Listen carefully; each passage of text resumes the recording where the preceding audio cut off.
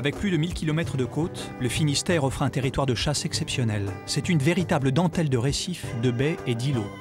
Ce littoral abrite une grande diversité d'oiseaux migrateurs, chassés au gré des marées. Les plus appréciés des amateurs de gibier d'eau, les limicoles à bec fouisseur. Une nouvelle opportunité cynégétique qui fait le bonheur de ces hommes de la côte. Traditionnellement, dans le Finistère, les chasseurs chassaient essentiellement le lapin sur les bords des falaises et chassaient peu le gibier d'eau, si ce n'est l'huître yépi ou le courlis cendré, les gros oiseaux essentiellement. Au fur et à mesure des mélanges de populations, des mouvements de population d'autres départements dans le Finistère, les Finistériens se sont rendus compte qu'il y avait énormément de limicoles chez eux qui ne les chassaient pas et que d'autres chasseurs qui connaissaient parfaitement cette chasse étaient très passionnés par la recherche de ces oiseaux.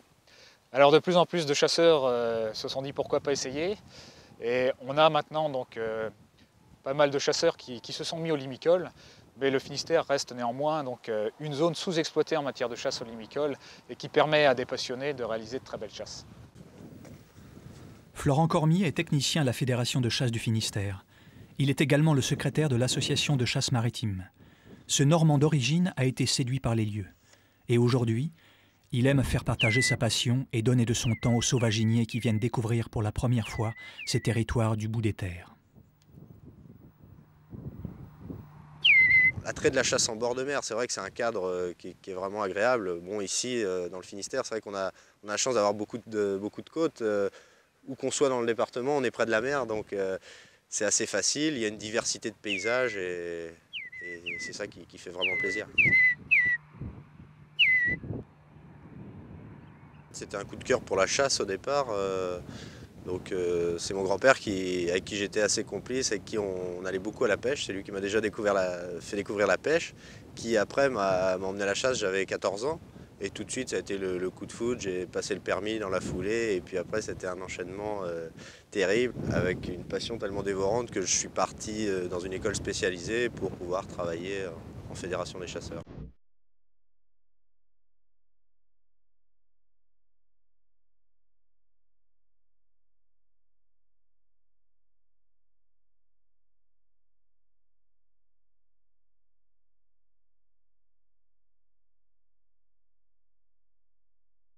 Le gibier d'eau, par contre, j'ai découvert un peu plus sur le tard. Quand j'étais en Normandie, c'est vrai que le coin s'y prêtait pas forcément. Mais bon, le jour où j'étais passé une nuit en baie du Mont-Saint-Michel, là c'était pareil, le coup de foudre. Et puis bon, depuis, il n'y a plus que le gibier d'eau qui compte, quoi.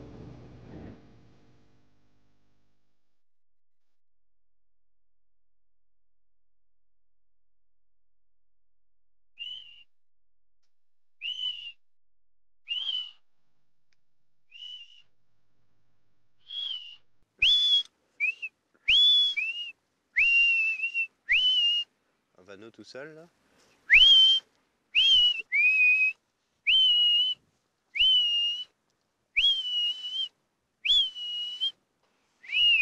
Au-dessus, là. C'est haut, ça, ou quoi? Ouais, ceux qui passent derrière. Juste au-dessus, là. Bon. T'as un autre derrière.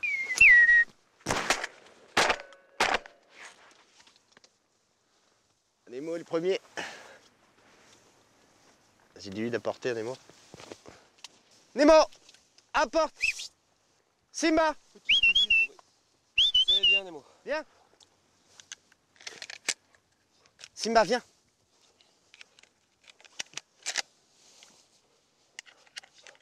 Ils étaient assez près pourtant. Ouais. C'est la passion des oiseaux qui nous motive, quoi. On a un panel d'oiseaux intéressant, avec des espèces toutes plus belles les unes que les autres. Après, c'est aussi dans le tir, c'est vrai que c'est un tir intéressant, le tir des limicoles au vol, et surtout le plaisir de les faire venir jusqu'à soi en les sifflant, en essayant de ruser pour les avoir toujours plus près de soi. C'est vraiment des passionnés d'oiseaux à l'origine quand même.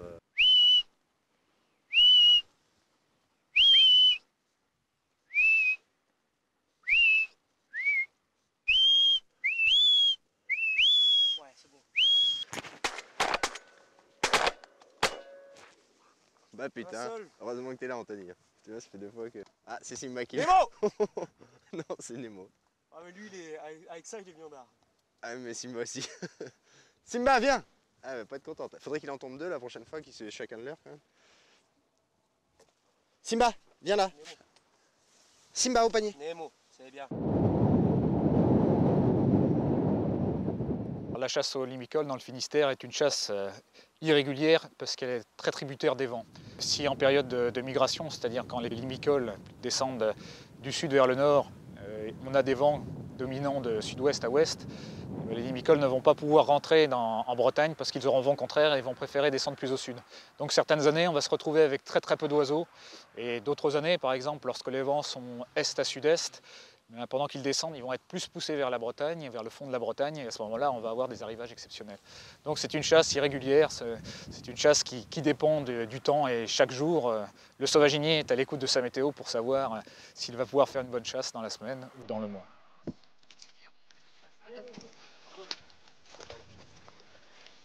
Ok.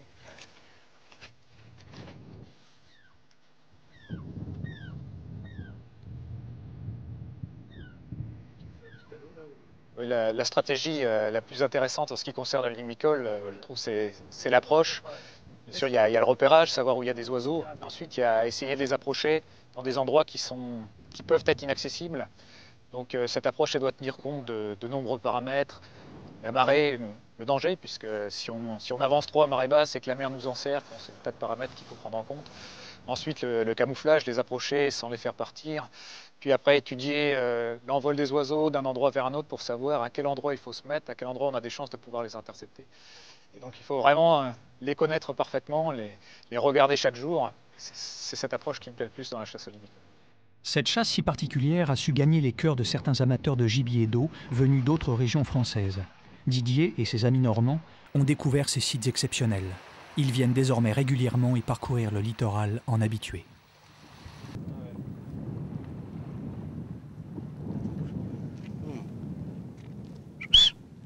Il va se poser, regarde-le. Hop là. Oula.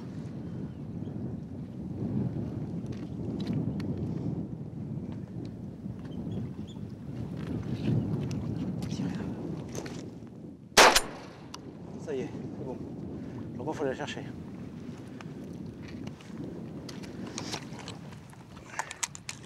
Je laisse mon fusil parce que je veux que j'aille dans l'eau là. Oh là là, regarde. 5 siffleurs.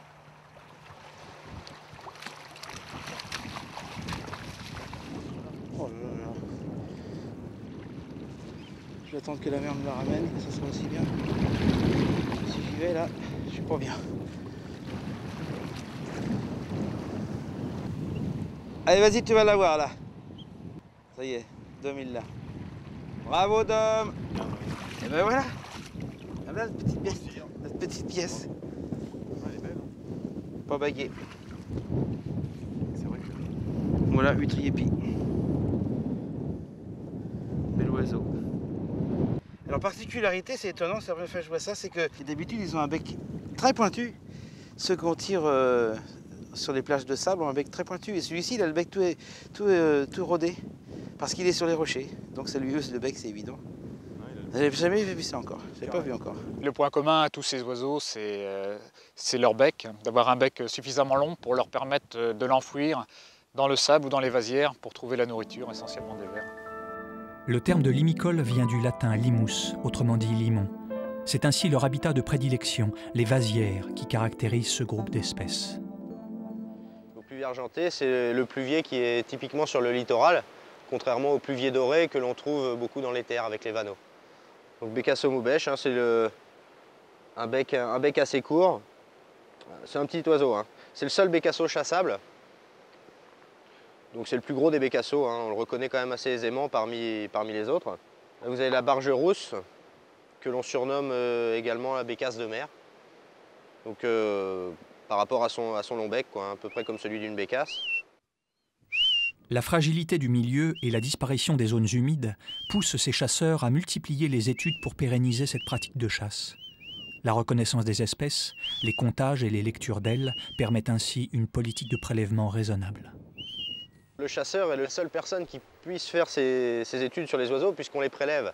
Les comptages, c'est une très bonne chose, mais si à côté de ça on ne fait pas un suivi sur la population elle-même par les oiseaux que l'on prélève, c'est pas assez complet. Donc c'est vrai que c'est aux chasseurs de faire ça, c'est un devoir de devoir étudier ces populations. L'association de chasse maritime du Finistère participe activement au réseau de récolte d'ailes organisé par l'association Avifona.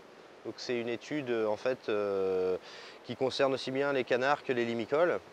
Donc là, je pèse mes oiseaux pour que l'on puisse faire un suivi des masses pondérales tout au long de la saison de chasse. Une fois l'oiseau pesé, donc je note tout hein, sur une enveloppe. Donc, et cette enveloppe sert à conserver l'aile. Donc nous coupons l'aile droite à l'oiseau. Nous la mettons donc dans l'enveloppe, nous les stockons au congélateur. Et en fin de saison, donc, nous les envoyons aux lecteurs d'ailes nationaux.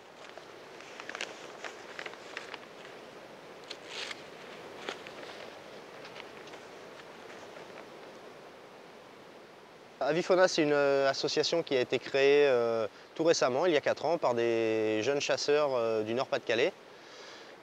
C'est une association très dynamique qui a pour but de connaître mieux les populations d'oiseaux d'eau pour les préserver, tout en étant bien sûr chasseurs. Donc en fait, leur credo, c'est de dire on va étudier les populations, on va voir si ces populations se portent bien, essayer de les préserver au maximum, donc par des prélèvements adaptés.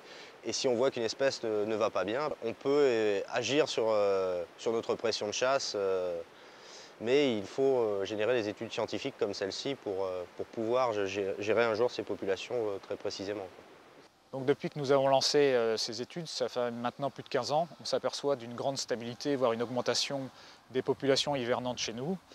On s'aperçoit d'une grande stabilité donc, du prélèvement qui est effectué par les chasseurs maritimes sur les oiseaux d'eau, sachant que le nombre de chasseurs diminue. En fait, le prélèvement global des chasseurs sur les espèces a même tendance à diminuer.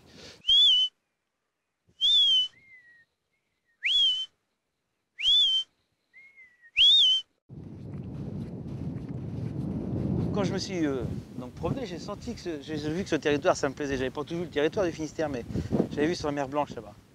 Et ça sentait bon le gibier, quoi. Je me dis, ça, c'est sûr que ça doit être très bon. Donc j'ai téléphoné à la Fédération du Finistère et coup de chance, je suis tombé sur Florent Cormier, qui est secrétaire de la CDPM du Finistère, qui m'a renseigné. Alors là, je ne pouvais pas mieux tomber, quoi. Et alors là, il m'a vraiment mis l'eau à la bouche. Et puis dès que je suis rentré, mois d'avril, donc de vacances, j'ai dit, il y avait 3 autres collègues de chasse, les gars, il faut qu'on s'organise un séjour là-bas parce qu'à mon avis, ça doit être bon, quoi.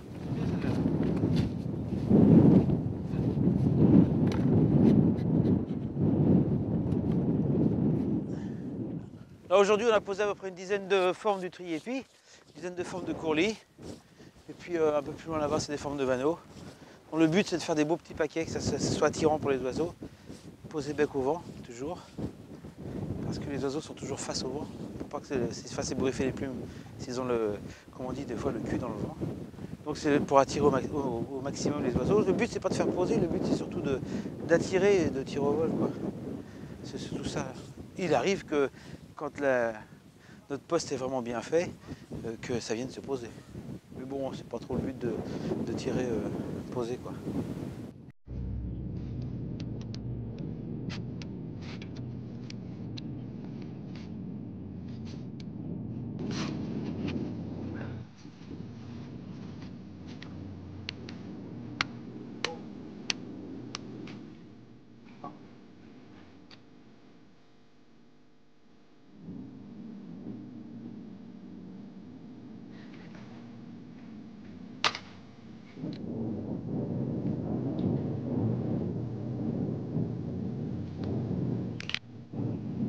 Ça, c'est technique normande, c'est technique plus du littoral du nord, on va dire.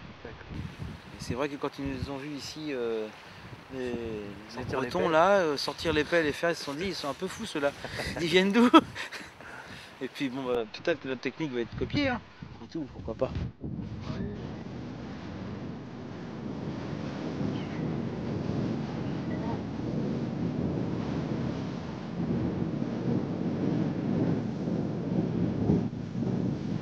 Allez.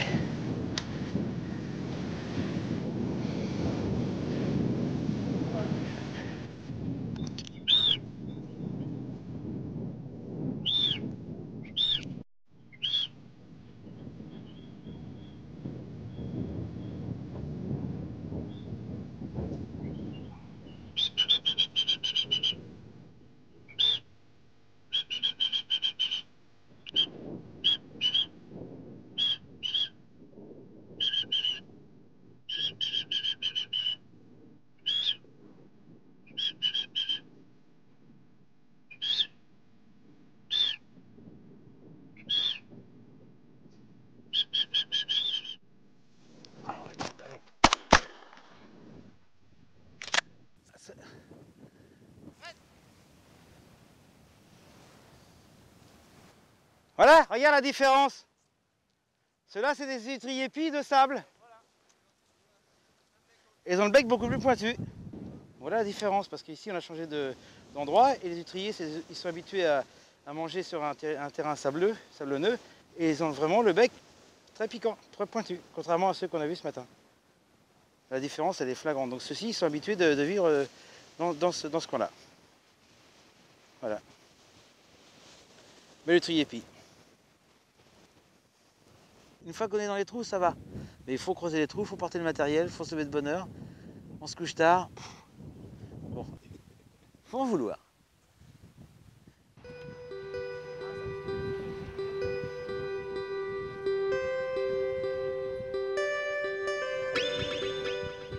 Cette chasse-là, ça c'est l'inconnu. Aujourd'hui, on va peut-être voir plein d'oiseaux et demain on n'en verra plus un. Et on va être 3 jours sans voir un oiseau voler. Ah, bon, bah, c'est comme ça. Par contre, le 4e, si on est en plein dedans, bon bah voilà, on aura mérité ce qu'on va trouver. Mais la passion, c'est ça la passion. Ça, c'est ça le piquant.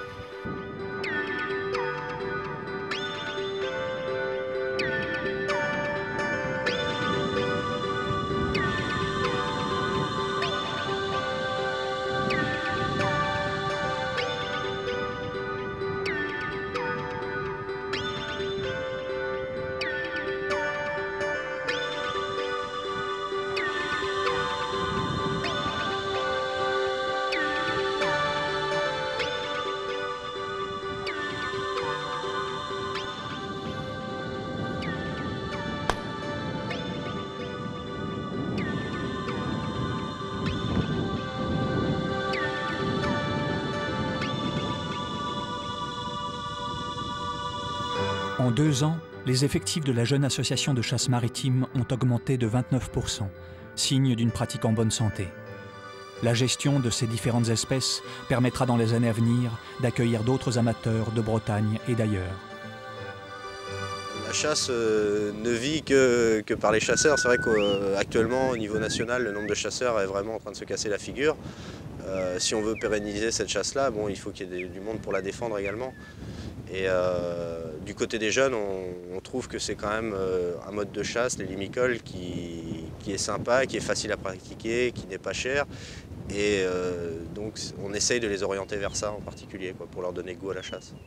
Bah, il faut être solide. En fait, c'est vrai que bon, au fil du temps, on aime avoir un certain confort, et quand il faut aller braver la tempête pour tirer 1 ou 2 pièces de gibier, faut quand même être jeune et motivé. L'affût n'est pas la seule façon de chasser les limicoles. Des chasses à la botte sur les herbus du littoral font également de beaux tableaux de bécassines. Ici, le binôme chien-chasseur prend toute sa légitimité. En général, quand on chasse le limicole, on chasse à l'affût.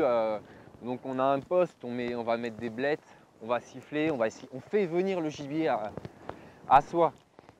Et là, on est dans une chasse, dans un type de chasse de recherche. Le chien quête dans le marais pour essayer de trouver l'oiseau. C'est pas une chasse évidente dans le sens où c'est une chasse où on va rencontrer énormément d'oiseaux, chassables et non chassables, donc énormément de limicoles, des chevaliers gambettes, des chevaliers aboyeurs, des courlis, mais aussi des aigrettes et là je suis désolé mais il y a arrêt.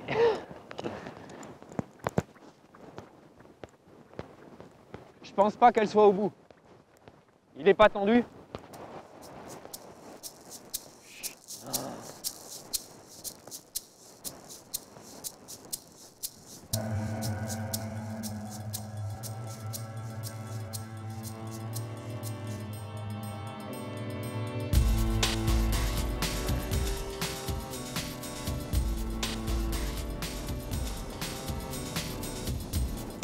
Eh, chut. Hey.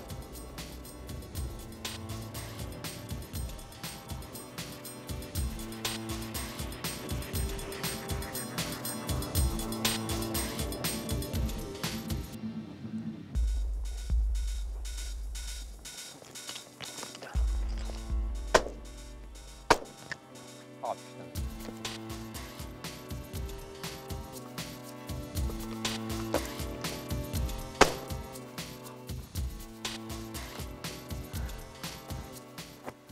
Donc la journée idéale sur le domaine maritime du Finistère, c'est de commencer par une petite passée du matin au canard.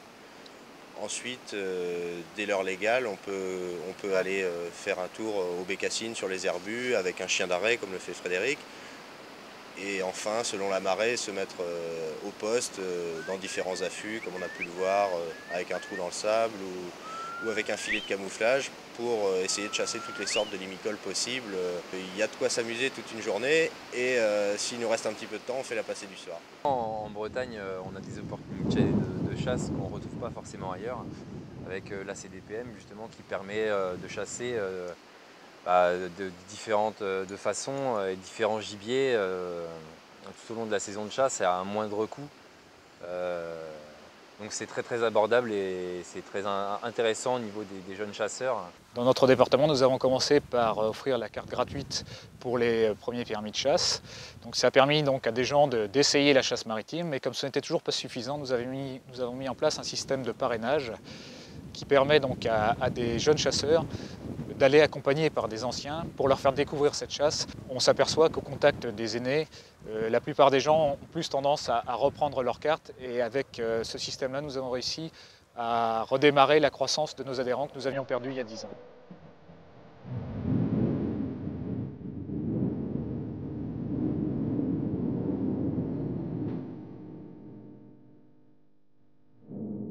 Là plus qu'ailleurs, l'investissement de soi est primordial. Faire corps avec les éléments, ne pas s'économiser, être patient et observateur sont les nécessaires qualités du sauvaginier à l'affût. La récompense n'est pas forcément au bout du fusil, mais la passion l'emporte sur toutes les déconvenues. La chasse aux limicoles dans ces lieux où mer et terre se rejoignent est une invitation à la découverte.